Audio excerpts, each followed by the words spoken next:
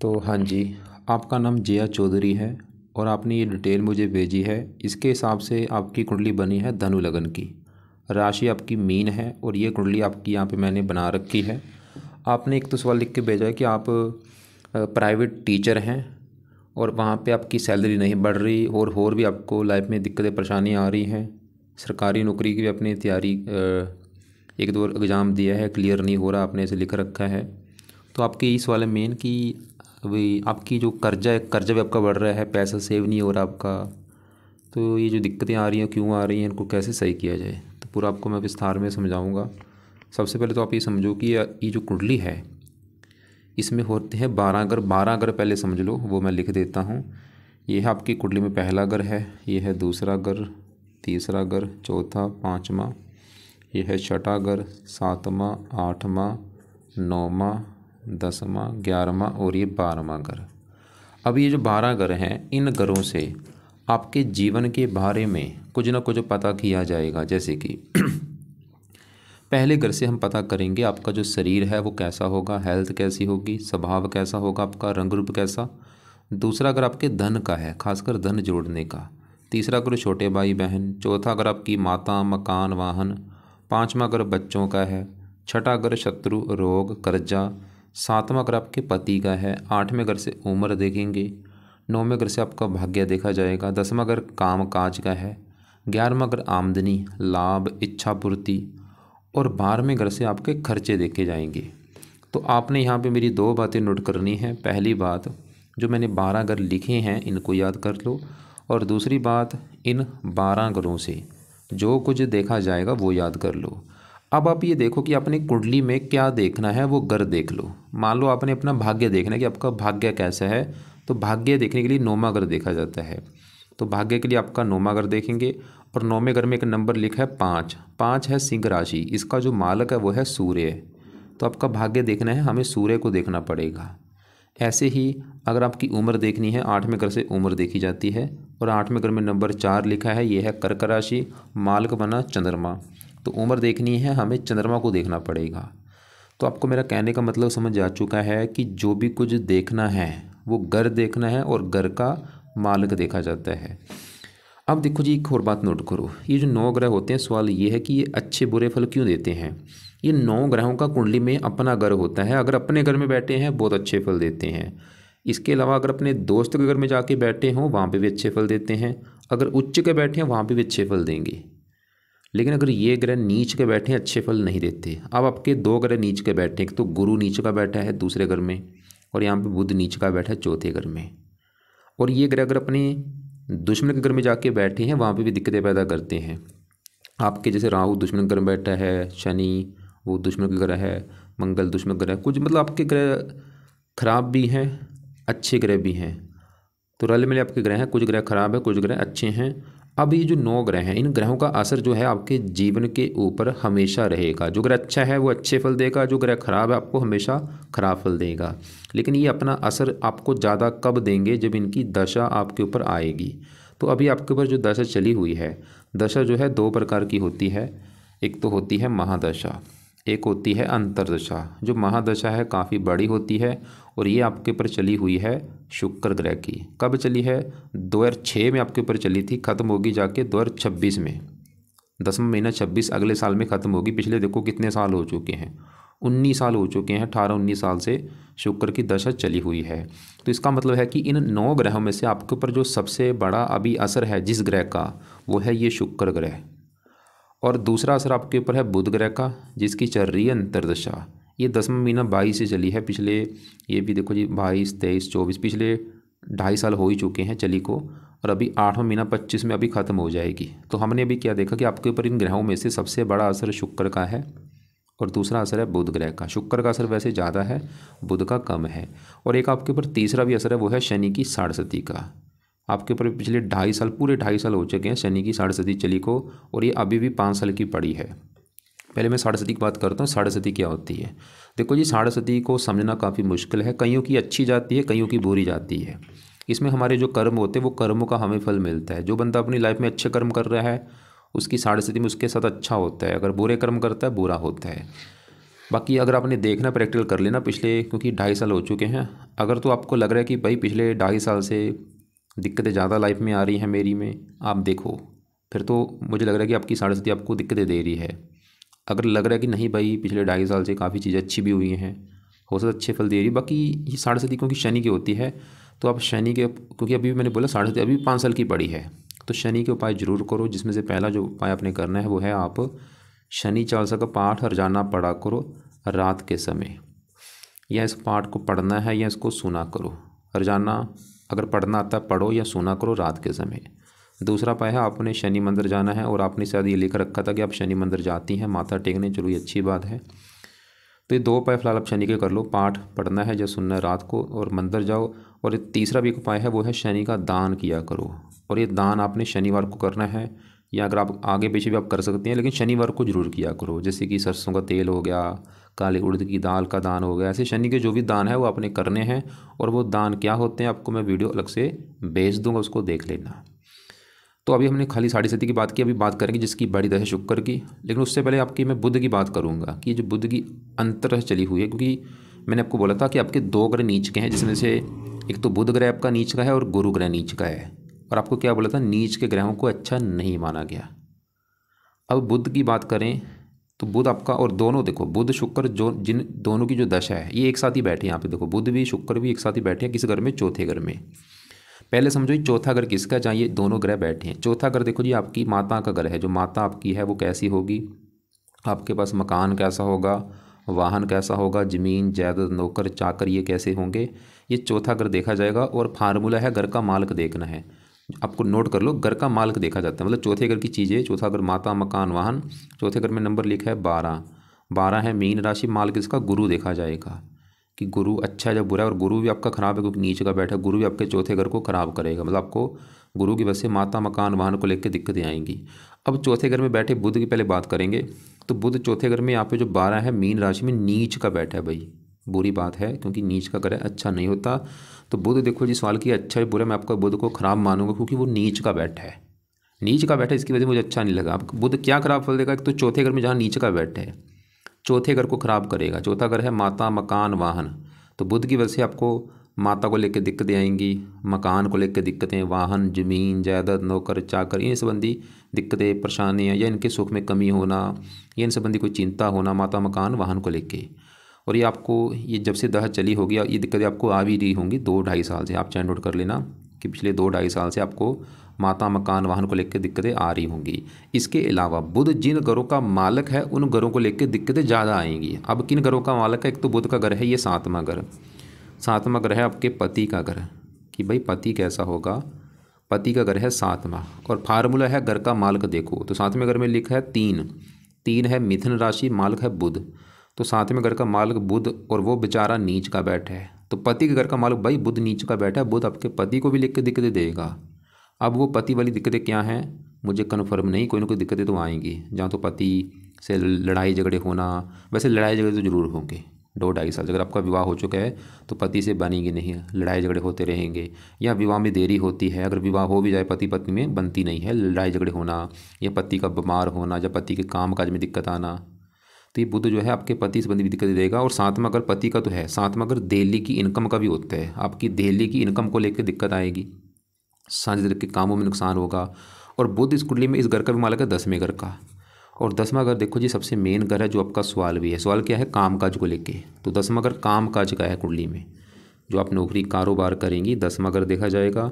और 10वें घर का देखना है मालिक, 10वें घर में लिखा है 6 कन्या राशि मालिक बुध, तो 10वें घर का मालिक बुध और वो है नीच का बैठा है। मतलब बुध आपके 10वां घर काम काज का मालिक ही नीच का बैठा है, ऊपर से उसकी चल रही है दशा, क्या होगा आपके काम काज में हज़ारों दिक्कतें पैदा कर देगा। और आप नोट कर लेना पिछले जब से बुध की दशा चली है आपके काम काज में दिक्कतें आ रही होंगी। 10वां घर पिता का भी होता है, पिता संबंधी दिक्कतें आना, सरकार का है सरकारी कामों में दिक्कतें आना, सरकारी नौकरी के योग में कमी होना, 10वां घर मान प्रतिष्ठा में कमी होना। मतलब बुध की जो दशा चल रही है ये मुझे आपका अच्छा नहीं लगा। और मैं फिर बार बार आपको जो रिपीट कर रहा हूँ कि आप चाहे नोट कर लेना कि जब से ये दशा चली है बुध की आपके काम काज में दिक्कतें आ रही होंगी, पिता संबंधी दिक्कतें, सरकारी कामों में दिक्कतें, मान हानि होना, पति संबंधी दिक्कतें, आपकी माता मकान वाहन को लेकर दिक्कतें। लेकिन यहाँ पे कि चलो अच्छी बात है कि बुध बैठा है नीच का, मतलब बुध क्यों खराब है, क्योंकि नीच का बैठा है। लेकिन इसी के साथ शुक्र जो है यहाँ पे उच्च का बैठा है, तो यहाँ पे एक योग बना जिसे कहते हैं नीच भंग राजयोग। मतलब बुध के जो बुरे फल अभी आपको मैं बता रहा हूँ, वो बुरे फल हो सकता है आपको ज़्यादा ना मिले, जहाँ मिल भी जाएँ थोड़े से मिले, लेकिन मिलेंगे जरूर, मतलब मिल भी जाएंगे। वैसे मुझे लग रहा है कम मिलेंगे, जो बुरे फल हैं वो काफ़ी कम हो जाएंगे, क्योंकि साथ में शुक्र उच्च का बैठा है। फिर भी एक प्रैक्टिकल भी है, अगर आपको लग रहा है कि हाँ भाई पति संबंधी दिक्कतें आ रही हैं लाइफ में बहुत सारी, तो ये बुरे फल दे रहा है। वैसे आपने लिख ही रखा है कि काम काज में दिक्कतें आ रही है, प्रमोशन नहीं हो रहा, तो मतलब मुझे लग रहा है कि ये नीच भंग राजू यहाँ पे लागू ज़्यादा नहीं हो रहा, तो ये दिक्कतें आपको दे रहा है। तो बुध के उपाय जरूर करो। अगर आप बुध के उपाय करती हैं, काम काज अच्छा हो जाएगा आपका, नौकरी कारोबार का सुख अच्छा मिलेगा, पिता का सुख अच्छा, सरकार का सुख अच्छा, मान प्रतिष्ठा अच्छी, पति का सुख अच्छा, डेली की इनकम अच्छी होगी, माता मकान वाहन का सुख अच्छा, और भी अच्छे फायदे। अब बुध के जो उपाय हैं आपने क्या क्या करने हैं। पहला जो उपाय है, आप बुध के जो मंत्र हैं वो एक बार पूरे करो। मंत्र इसके हैं 9,000। ये 9,000 चाहे 9,000 कर लो, या इसकी आपकी मर्ज़ी, आप इसको चाहे 2 गुना ज़्यादा या 4 गुना ज़्यादा कर सकती हैं, लेकिन 9,000 एक बार कर ही लेना। वैसे ज़्यादा चलो रहने दो, 9,000 कर लो एक बार फिलहाल तो। और ये शुरू करने आपने संकल्प लेके बुधवार के दिन, अभी जो बुधवार आएगा संकल्प लेना सुबह का टाइम कि हे बुध देवता जी, मेरा नाम जया है, मेरी जात ये है, गोत ये है, आपकी चल रही है मेरे ऊपर दशा और आप मेरी कुंडली में नीच के बैठे हैं। मैं चाहती हूँ आपका बुरा फल मुझे ना मिले, मेरा काम काज अच्छा हो जाए, नौकरी में तरक्की हो, प्रमोशन हो, और भी आपके जो अच्छे फल हैं वो मुझे मिले, बुरे फल प्लीज़ ना दो। इसलिए आपके जो मंत्र है वो मैं पूरे करने जा रही हूँ। तो ये मंत्र आप शुरू करना बुधवार को, और इनको पूरे करने में आपके लग जाए चाहे 11 दिन, चाहे 21 दिन, चाहे 40 दिन। इन दिनों में मंत्र पूरे करके इनको फिर छोड़ देना है। मंत्र है ओम बुम बुद्धाय नमः, ओम बुम बुद्धाय नमः। दूसरा जो उपाय है बुध का आपने जो करना है वो है बुध कवच का पाठ पढ़ा करो। पाठ है ये, या इसको पढ़ना है या सुनना है। तीसरा है बुध स्रोत का पाठ पढ़ा करो। 2 पाठ देखो जी मैंने लिखे हैं, 2-2 मिनट के पाठ है, और जानना इनको पढ़ना है। कब पढ़ना है? सुबह भी पढ़ना है और शाम को भी पढ़ना है, दोनों टाइम ये पाठ पढ़ने हैं या सुनने हैं। कब तक? जब तक ये बुध की दशा 8वां महीना 25 तक, तब तक ये दोनों पाठ सुबह शाम पढ़ा करो या उनको सुना करो। चौथा पाया है बुध का जो दान है वो किया करो। दान इसकी पावर 13 को 0 कर देगा, शांत कर देगा उसको, मतलब। और ये दान भी आपने जरूर करना है, हरे रंग का दान है। और ये दान आप चाहे तो रोजाना कर दो या हफ्ते में 3-4 दिन दान कर दिया करो, और ख़ासकर बुधवार को दान जरूर करना है आपने। और क्या बोला? हरे रंग का कुछ भी दान ले लो, और दान करते समय बुध का मंत्र मन में बोल के कि हे बुध देवता जी, आपका दान वो मैं कर रही हूँ। चौथा जो उपाय है, आप बुध के जो देवता हैं गणेश जी हैं, आप गणेश जी की भी पूजा उपासना अगर करती हैं उससे भी बहुत अच्छा होगा। तो गणेश जी के लिए आप गणेश जी का जो मंत्र है ओम गण गणपते नमः, वो आप कर सकती हैं 1-2 माला सुबह शाम। एक और उपाय है अगर आप कर सकती हैं, वो है आप हो सके तो बुध देवता का, ये जो बुध है एक देवता, इसका दिन है बुधवार, तो आप बुधवार को बुध देवता का व्रत रख लो, कथा कर लो, आरती कर लो। व्रत में आपने दिन में कुछ नहीं खाना, रात को ही भोजन करना होता है। रात के भोजन में नमक का सेवन नहीं करना, खटाई नहीं खानी। वैसे दिन में आप फल फ्रूट खा सकती हैं, पानी पी सकती हैं, व्रत कथा जो वो सुन लेना, आरती कर लेना। लेकिन अगर आपको लगता है कि भाई व्रत रखना मेरे बस का काम नहीं है, या मैंने कभी नहीं रखा, वो आप चाहे रहने देना, कोई बात नहीं। तो ये दूसरे उपाय जरूर करो, मतलब मंत्र एक बार पूरे करके छोड़ दो। और कवच स्रोत के पाठ रोजाना पढ़ो, ये इनको सुना करो। दोनों टाइम मैंने बोला है, या दोनों टाइम में एक टाइम जरूर पढ़ना है या सुनना है। दान भी जरूर करना है, कंपलसरी है दान भी। और गणेश जी का भी मंत्र जो है बोला है वो कर लो, या गणेश जी के मंत्र जा सकती हैं आप।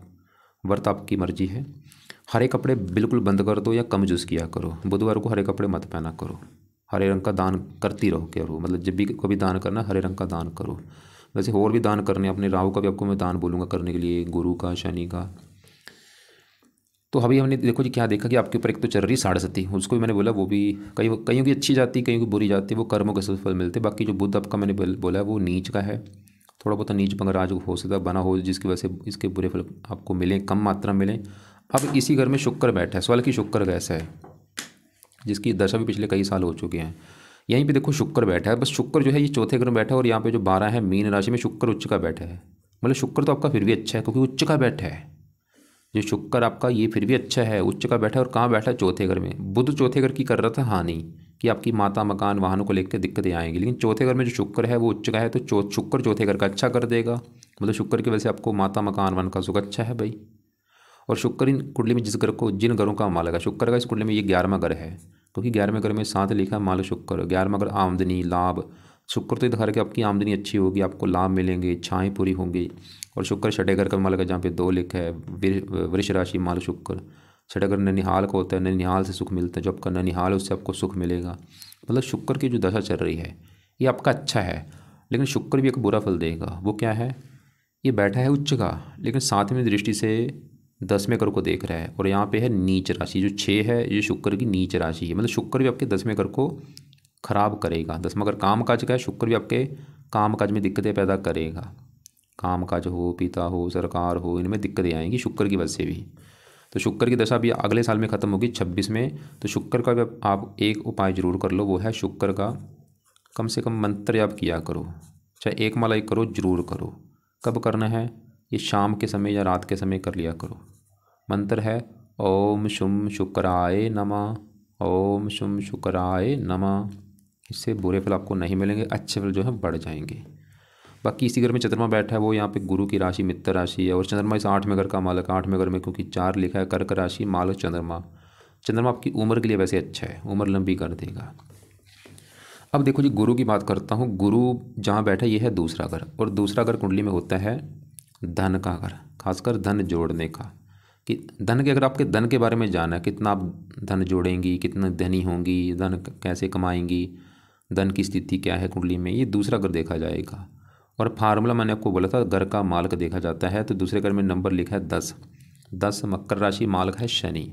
तो आपके धन के बारे में जानना है, शनि ग्रह को देखना पड़ेगा। और शनि के अलावा दूसरे घर में क्योंकि गुरु बैठा है, गुरु को भी देखा जाएगा। तो पहले मैं दूसरे घर के मालक शनि की अगर बात करूं, शनि भी खराब है। क्यों, क्योंकि ये 12वें घर में बैठा है, खराब घर में। 12वें घर से खर्चा, हानि, दान दंड, हॉस्पिटल, पागलखाना, विदेश यात्रा, ऐसी चीज़ें देखते हैं। खासकर 12वां घर खर्च का होता है। तो शनि धन का मालक, धन चला गया खर्च, शनि आपके धन को खर्च कराएगा, आपका धन जो है खर्च होता रहेगा। और शनि की वजह से बना है धनहीन योग। मतलब आपको धन को लेकर बहुत सारी दिक्कतें आएंगी लाइफ में, धन की हानि होना, धन खर्च होना, धन फंस जाना। खासकर शनि की दशा में आपका धन जो है बहुत ज़्यादा खर्च होगा। जब भी कभी शनि की दशा होगी उस समय धन की हानि ज़्यादा होगी आपके। बीमारी के ऊपर भी धन खर्च हो सकता है, शनि आपको कर्जदार भी बना सकता है। और शनि तीसरे घर का भी मालक का पराक्रम भंग योग बना। मतलब शनि के उपाय जो यहाँ पे मैंने बोले हैं कि शनि चालीसा पाठ पढ़ो रात के समय, शनि मंदिर जाना, दान, इससे आपका एक तो ये जो 67 है इसका बुरा फल आपको नहीं मिलेगा, और आपका ये जो शनि है ये भी अच्छा हो जाएगा। और शनि अच्छा हो गया, धन खर्च नहीं होगा, बल्कि धन लाइफ में आना शुरू हो जाएगा। क्योंकि यहाँ पे धनहीन योग बना है। धनहीन योग की वजह से क्या होता है, लाइफ में धन आता नहीं है पूरी तरह से, जितना आना चाहिए थोड़ा बहुत आता है, उल्टा धन को लेके परेशानी होती है। तो शनि चालीसा का पाठ जरूर पढ़ना है रात को, ताकि धन लाइफ में आए, धन संबंधी दिक्कत ना हो। अब धन के घर में कौन बैठा है, गुरु। अब गुरु को भी देखना पड़ेगा धन के लिए। और गुरु यहाँ पे दूसरे घर में जो 10 लिखा है, मकर राशि में नीच का बैठा है, ये सबसे बुरी बात है। क्योंकि मैंने बोला था नीच का घर अच्छा नहीं होता, और वो जहाँ बैठता है उस घर की हानि करता है। अब गुरु कहाँ बैठा है, धन के घर में नीच का बैठा है, तो गुरु आपके धन की हानि करेगा। धन फंस जाना, धन की हानि होना, कम आना धन को लेके। मतलब गुरु भी आपके धन को लेके दिक्कतें पैदा करेगा। या तो धन लाइफ में आएगा नहीं जितना आना चाहिए, जहाँ खर्च हो रहा है धन, या धन कहीं पे फंस जाना, धन को लेके चिंता होना। तो गुरु का सही होना भी बहुत ज़रूरी है अगर आप धनी बनना चाहती हैं। और गुरु आपकी कुंडली में 2 घरों का मालक है, उन 2 घरों को भी लेकर दिक्कतें देगा। और वो 2 घर हैं, एक तो गुरु का अपना घर है, ये पहला घर, और ये पहला घर आपका शरीर है। मतलब पहले घर से आपका शरीर के बारे में जाना जाएगा, हेल्थ कैसी होगी, स्वभाव कैसा होगा, रंग रूप कैसा। और पहले घर में 9 लिखा है, मालक गुरु है, 9 है धनु राशि, इसका मालक गुरु है। तो शरीर का मालक गुरु, और वो नीच का बैठा है। मतलब शरीर, गुरु आपके शरीर को भी खराब करेगा। गुरु की वजह से आपको हेल्थ को भी लेकर दिक्कतें आएंगी। गुरु मतलब आपको हेल्थ को लेकर कोई दिक्कतें देगा। और गुरु इस चौथे घर का मालक है, चौथे घर में 12 लिखा है, मालक गुरु। चौथा घर है माता मकान वाहन, गुरु की वजह से आपको माता मकान वाहन इनको भी लेकर दिक्कतें आएंगी। मतलब गुरु की वजह से जो दिक्कतें आएंगी, आपके धन की हानि सबसे ज़्यादा होगी। शरीर का मालक है, हेल्थ ख़राब कर देगा, आपका वेट बढ़ा सकता है, चर्बी आपके शरीर में बढ़ा सकता है। और माता मकान वाहनों को लेकर दिक्कतें पैदा कर देगा। इसके बारे में थोड़ा सा मैं आपको दिखा देता हूँ कि शास्त्रों में क्या लिख रखा है।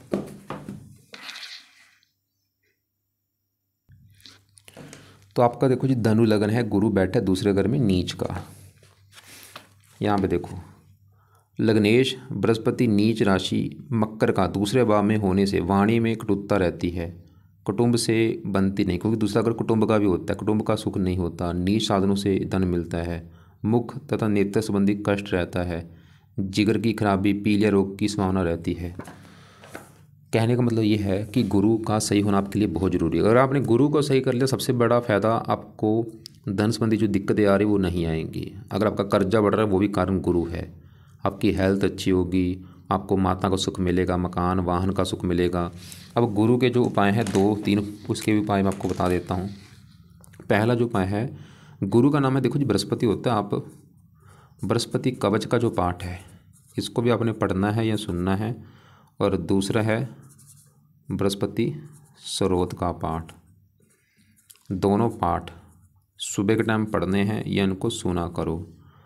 और तीसरा है बृहस्पति का जो दान है, पीले रंग का दान होता है, कुछ भी पीले रंग का दान बृहस्पतिवार के दिन आपने करना है। और ये दान क्या होता है आपको मैं वीडियो वैसे भेज भी दूंगा, लेकिन मैंने क्या बोला, कुछ भी पीले रंग की जो वस्तु है, जैसे पीला चावल, पीला केला, पीली हल्दी, ऐसे दान आप कर सकते हैं गुरुवार को। पीले कपड़े गुरुवार को मत पहना करो। तो 3 उपाय गुरु के लिए करने हैं। तो आपके देखो जब ये जो ग्रह हमने देखे हैं, हमने आपका शनि देखा, गुरु देखा, बुध शुक्र चंद्रमा देख चुके हैं। अब यहाँ पे 5वें घर में सूर्य राहु की बात करते हैं। 5वां घर जो है ये संतान का घर होता है। संतान कैसी होगी आपकी, 5वां घर देखेंगे। 5वां घर पढ़ाई का भी है, आपकी बुद्धि का भी है। और यहाँ पे भी फार्मूला है घर का मालिक देखा जाए तो 5वें घर में नंबर 1 लिखा है, 1 मेष राशि, मालिक मंगल देखना पड़ेगा। और मंगल के अलावा 5वें घर में सूर्य राहु भी बैठे हैं, इन दोनों को भी देखना पड़ेगा। तो पहले सूर्य की बात करें। सूर्य तो आपका है बहुत अच्छा, क्योंकि 5वें घर में यहाँ पे जो 1 लिखा है मेष राशि में उच्च का बैठा है। और उच्च का ग्रह बहुत अच्छा होता है, जैसे आपका शुक्र उच्च का बैठा है। अब सूर्य 5वां घर संतान घर में उच्च का बैठा है, संतान के लिए बहुत अच्छा है। संतान का सुख अच्छा दे देगा। पुत्र का जो लेके बैठा है, पुत्र आपका तेजस्वी होगा, समझदार होगा, गुणी होगा। 5वां घर पढ़ाई का है, पढ़ाई के लिए अच्छा है, बुद्धिमान बना देगा। और सूर्य इस कुंडली में इस घर का मालिक है 9वें घर का। 9वें घर से आपका भाग्य देखा जाएगा। भाग्य देखना है 9वां घर। 9वें घर में 5 लिखा है, मालिक सूर्य है और उच्च का बैठा है। और बैठा भी संतान घर में, मतलब भाग्य चला गया संतान के घर में उच्च का। संतान होने के बाद आपका भाग्यदेव होगा, सूर्य दिखा रहा है। जब आपकी संतान पैदा होगी उसके बाद भाग्य किस्मत आपकी चमकेगी, या संतान के द्वारा आपका भाग्यदेव होगा, सूर्य दिखा रहा है। लेकिन यहाँ पे गड़बड़ हो चुकी है। साथ में इसके जो राहु बैठा है ये मुझे अच्छा नहीं लगा, क्योंकि राहु 5वें घर में, ये मंगल का ग्रह है और मंगल को अपना दुश्मन मानता है। और साथ में सूर्य का बैठा है, यहाँ पे दोष भी थोड़ा सा बना है, ग्रहण दोष। मतलब राहु 5वें घर का हानि कर देगा। जैसे सूर्य तो इस घर का अच्छा कर रहा था कि उच्च का है, संतान के लिए अच्छा है, पढ़ाई बुद्धि के लिए अच्छा है, लेकिन राहु 5वें घर को खराब करेगा, संतान संबंधी चिंता पैदा करेगा, पढ़ाई में दिक्कतें, बुद्धि भ्रमित। 5वां घर संतान, मतलब राहु की वजह से संतान को लेकर कोई ना कोई दिक्कतें आएंगी। वो दिक्कतें कन्फर्म नहीं क्या क्या आएंगी, जहाँ तो संतान में देरी होना, या आपका गर्भपात हो जाना, या लड़कियां ज़्यादा होना। सूर्य ये दिखा रहा है कि पुत्र होगा, लेकिन राहु ये दिखा रहा है कि लड़कियां ज़्यादा होंगी आपके, गर्भपात होना या संतान में देरी होना। लेकिन फिर भी चलो सूर्य की वजह से पुत्र सुख मिल ही जाएगा, लेकिन बाकी डिपेंड करेगा दशा किसकी उस समय आपके ऊपर है। और राहु की दशा में दिक्कतें बढ़ेंगी। 5वीं दृष्टि यहाँ पे है, भाग्य की हानि होना, लगन को देख रहा है, नीच राशि। राहु भी हेल्थ खराब करेगा, राहु की दशा में दिक्कतें बढ़ेंगी। जब भी कभी इसकी दशा आएगी छोटी बड़ी, ये दशा कब है आपको मैं दिखा देता हूँ। बड़ी दशा तो चलो आपकी आगे जाके है, 49 में चलेगी, 67 में ख़त्म होगी। और बाकी इसकी छोटी दशा पीछे निकली 13 से लेकर, आप चाहे नोट कर लें 13 से 16 तक इसमें दिक्कतें आपको आई होंगी काफ़ी। और अभी आपकी देखो जी बड़ी दशा, जैसे आपकी मैंने बोला शुक्र की है, शुक्र के बाद अभी देखो सूर्य की दशा आपकी चलेगी आगे 1-10-26 में और 32 तक चलेगी। सूर्य आपका काफ़ी अच्छा है क्योंकि उच्च का बैठ है, तो आपका आगे समय काफ़ी अच्छा शुरू होगा जब सूर्य की दशा आपकी आएगी 1-10-26 के बाद। उस समय आपका भाग्य जरा साथ देगा, संतान के लिए अच्छा होगा। बाकी राहु के पाए अभी में से राहु का पाए फिलहाल एक पाए जरूर कर लो, जिसमें से है राहु का दान किया करो। और ये दान की वीडियो आपको मैं भेजूँगा, उसको देख लेना। दूसरा है राहु जो है शिव जी का भक्त है, शिव जी की पूजा उपासना से राहु अच्छा होता है, या हनुमान जी से। तो ये आप इनकी साथ पूजा उपासना करती हैं, चलो ये अच्छी बात है, इनसे राहु आपको बुरे फल नहीं देगा। 5वें घर का मालिक वो छठे घर में बैठा है, देखो जी भी थोड़ी सी दिक्कत देगा, इसके लिए हनुमान जी का आप पूजा उपासना कर रही हैं, चलो ठीक है। तो कुल मिला के आपका जो ग्रह दो देखे जाएँ, एक तो आपका बुध खराब है क्योंकि नीच का बैठा है, गुरु खराब है वो भी नीच का बैठा है, शनि वो 12वें घर में चला गया, इसकी वजह से वो दिक्कतें देगा धन को लेके। राहु या संतान घर में बैठा है, शत्रु राशि है, ये भी दिक्कतें देगा। मंगल ये छठे घर में, मतलब आपके आधे ग्रह अच्छे हैं, आधे ग्रह खराब है। तो यहाँ पे देखो जी जो उपाय हैं, एक तो सबसे जरूरी उपाय क्योंकि आपके बुध के जिसकी दशा भी चल रही है, और कुछ आपके जो उपाय हैं देखो जी सुबह शाम वाले उपाय हैं, कुछ सुबह हैं कुछ शाम है। दोबारा समझो गौर से, कुछ उपाय हैं ऐसे, जैसे कि आपका जो बृहस्पति कवच और बृहस्पति स्रोत, ये दोनों पाठ पढ़ने हैं सुबह, इनको शाम को नहीं पढ़ना, सिर्फ सुबह ही पढ़ना है। अब बुध कवच और बुध स्रोत, ये दोनों पाठ आपको मैंने सुबह भी बोला है, शाम को भी बोला है, दोनों टाइम पढ़ने हैं या सुनने हैं, बाकी आपकी मर्जी, जहाँ एक टाइम जरूर पढ़ा करो। और शनि चालीसा ये खाली रात को ही पढ़ना है, इसे सुबह नहीं पढ़ना। और शुक्र का जो मंत्र है ये शाम को या रात को करना है। और राहु का जो दान है शनिवार को करना है, बृहस्पति का दान गुरुवार को, बुध का दान बुधवार को, और शनि का दान शनिवार को। बाकी आपको क्या क्या मैंने बोला है, जैसे कि आपको मैंने गणेश जी के मंदिर बोला है जाने के लिए, जहाँ गणेश जी का मंत्र कर लो, शनि के मंदिर बोला है जाने के लिए, और बाकी शिव जी के मंदिर जाओ आप, हनुमान जी के, इनके अगर मंदिर जा सकते हैं ठीक है, जाने घर पे बैठ के इनके पाठ आप पढ़ा करो। आपने सर लिख रखा, आप हनुमान जी के पाठ करती हैं, उनकी आप पूजा उपासना करती हैं। हनुमान जी के लिए क्या करो, पाठ चेंज किया करो। अगर आज हनुमान चालीसा पढ़ा है, कल संकट मोचन पढ़ो, कभी बजरंग बाण पढ़ लिया, कभी अंगार का स्रोत पढ़ लिया, कभी हनुमान जी का जो मंत्र है वो कर लिया, ऐसे किया करो चेंज करके। हरे कपड़े कम पहना करो। बाकी उम्मीद करता हूँ आपको जो मैंने समझाया समझ आ चुका होगा। तो बाकी आपका यही सवाल था कि भाई मेरे सर प्रमोशन क्यों नहीं हो रहा। मैंने बोला आपके काम का जिक्र का मतलब बुध वो नीच का बैठा है, ये बड़ा कारण है बुध का। और भी जो दोष कुंडली बने हैं, जैसे धन के घर में गुरु नीच का बैठ रहा है, तभी आपकी लाइफ में धन पूरी तरह से नहीं आ रहा। तो ये कुंडली के जो दोष होते हैं ये बंदे को आगे बढ़ने नहीं देते, कामों में रुकावटें डालते हैं। तो ये सभी चीज़ अगर आप करती हैं, गारंटी है लाइफ में चेंज आएगा, हज़ारों दिक्कतें दूर होंगी। और बाकी देखो जी, अपने कर्म अच्छे करो, अंडे मीट खाने से बचो, और कमाई में से कुछ हिस्सा दान किया करो, ज़रूरतमंदों के ऊपर दान कर दो। रोजाना कौवों को रोटी डालो, कुत्तों को रोटी डालो, पंछियों को कुछ ना कुछ डाला करो, चींटियों को कुछ डाल दिया, ऐसे मतलब हेल्प करो, पंछियों की, जीव जंतु की हेल्प किया करो। इसके अलावा अगर आपको लग रहा है कि अभी भी कुछ पूछना होगा, आप मुझे ना अपना सवाल जो है लिख के भेज देना, या कॉल करके दोपहर के बाद पूछ लेना।